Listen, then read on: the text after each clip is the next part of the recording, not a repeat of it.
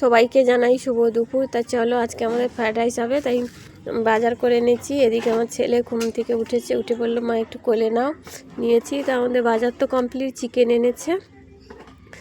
আমি এই তো রাইসটা তৈরি করলাম। এবার চিকেনগুলোকে ভালো করে ধুয়ে আনবো, এনে তারপরে রাইসটা করেছি, তোমাদের দেখানো হয়নি। চিকেনগুলো ধুয়ে এনে আমি চিকেনটা বসিয়েছি। তার মধ্যে ওদিকে আমার ছেলে কান্না করছে, জানো। ছেলে যে মাছগুলো কিনে এনেছিল সেদিনকার, 3টেই মাছ সব মারা গেছে গো। এই দেখো আজকের একটা মারা গেছে, কাঁদছে। তা বললো মা ফুল দিয়ে সাজিয়ে দাও, তাই আমি ফুল দিয়ে সাজিয়ে দিচ্ছি। তা ও তো কান্না করছে মাছটা মরে গেছে বলে। মাছটা কত শখ করে, খুব বায়না তো কিনে এনেছে, তাই কাঁদছিল। তা আমি মাছটাকে ফুল দিয়ে সাজিয়েছি। এবার বললো মা মাটি খুলে পুঁতে দাও, তা মাটি খুলে পুঁতে দিচ্ছি। আমার ভাইজি এসে বসেছে, ওরা দেখছে আমি মাটি খুলছি। এইবার দেখো মাটি খুলে পুঁতে দিচ্ছে।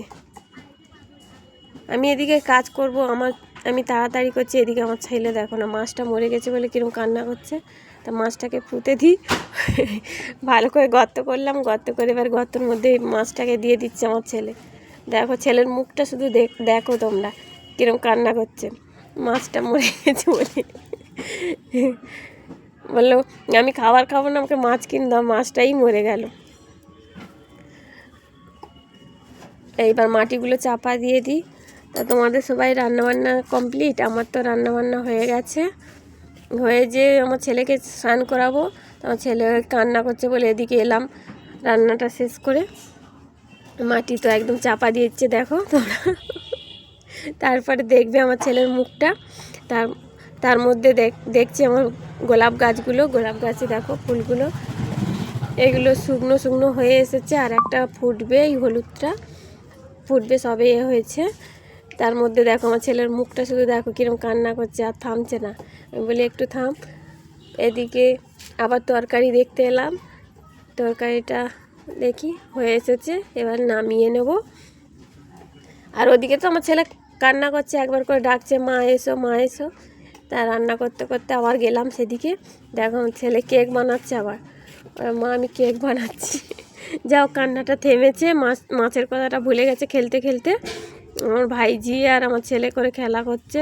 তার মধ্যে তোমাদের সঙ্গে একটু শেয়ার করি, আগের ভিডিও তো দেখিয়েছিলাম আমাদের ওদিকে পালং শাক আর নোটে শাক ফেলেছি, কত সুন্দর হয়েছে।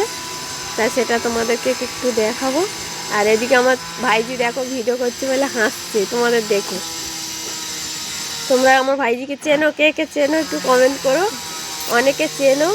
তা চলো আমার শাকগুলো কেমন হয়েছে একটু কমেন্ট করে জানিও। নোটে শাক আর পালং শাক আর পিড়িং শাক, 3টে শাক আছে এখানটা।